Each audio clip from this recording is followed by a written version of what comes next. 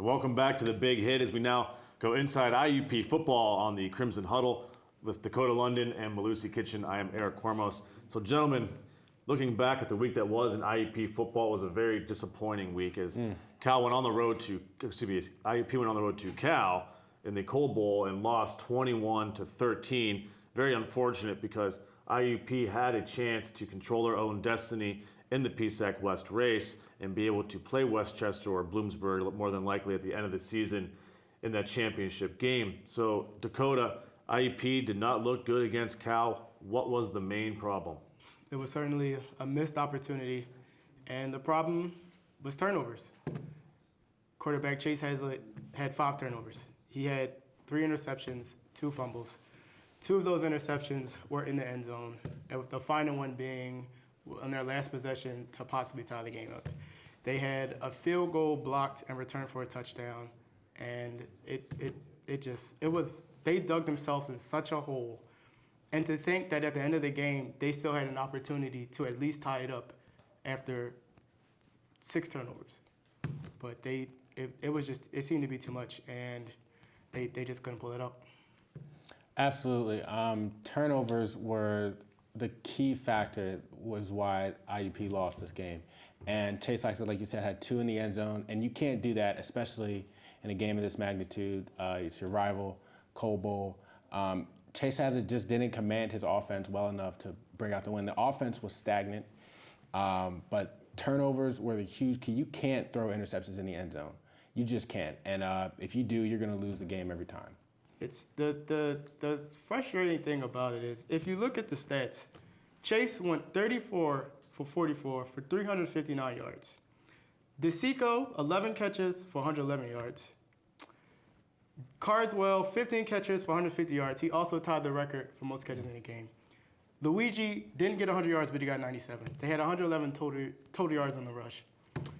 And to think that in a game with such high magnitude, as you stated, that they don't show up is so disappointing.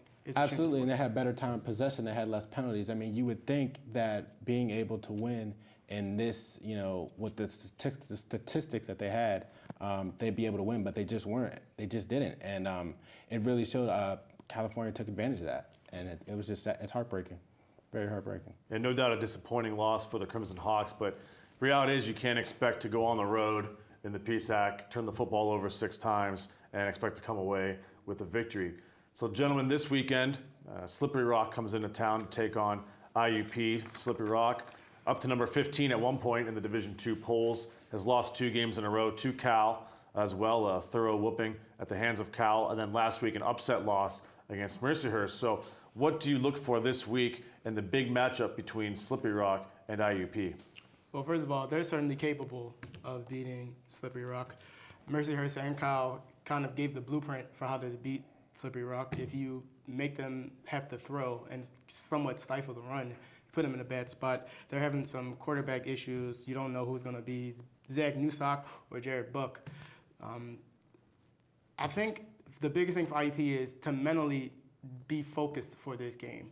They suffered a heartbreaking loss, and even Coach Signetti said it himself. It's one of those losses that's going to take some time to get over, but there's nothing they can do about it. The game's over. They have to move on. They still have to win this week. There's still opportunities. You never know. Cal could lose. You never know what's going to happen. But they just have to be focused and be ready for this game, because if they're not, then all bets are off.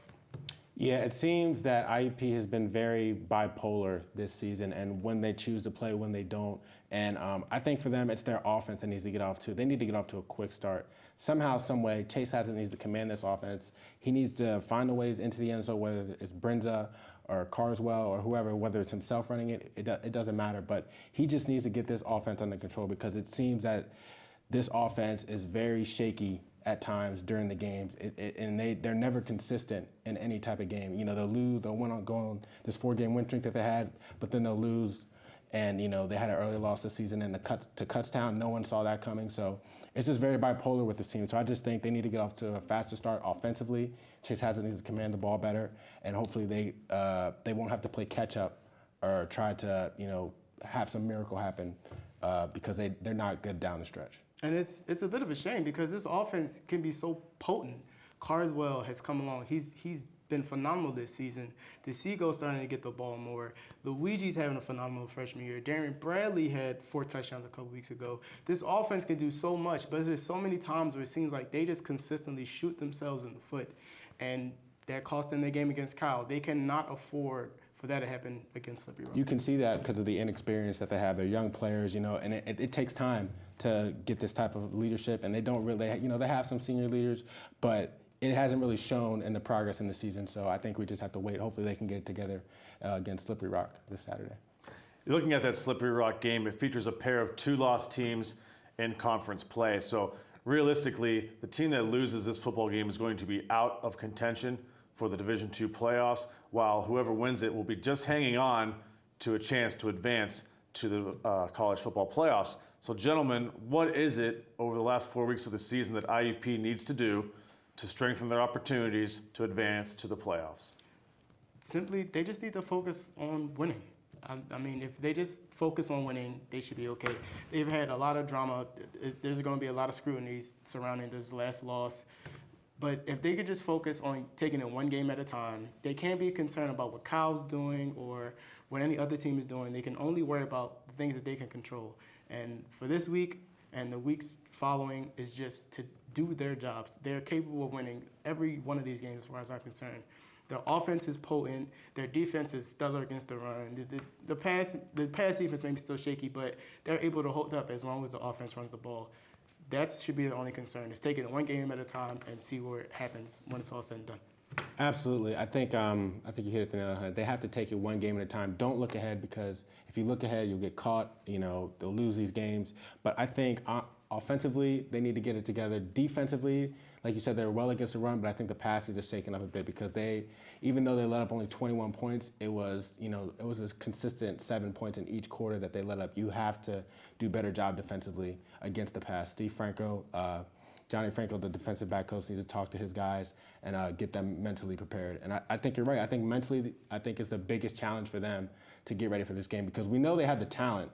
And it's whether or not they can mentally prepare, be focused, not think about, the next game ahead and get this game done, because they have a lot of talent on this team. Like you said, Carswell, Brinza, Bradley. I mean, these guys are studs. They can get it done. It's just whether they can put it all together for a consistent effort throughout 4 quarters. And we said it earlier. It's really a shame, because, like you said, they're so talented, and you just think if they were just more disciplined at certain points, or if Chase had the offense together, or whatever the case may be, where they could be right now. But yeah, it is what it is.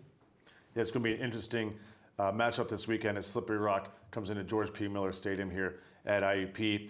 Once again, the loser of that game, really, they can pretty much kiss their chances at going to the playoffs goodbye. That brings us to an end here at the Crimson Huddle. For Dakota London and Malusi Kitchen, I am Eric Kormos. Stay tuned here on The Big Hit.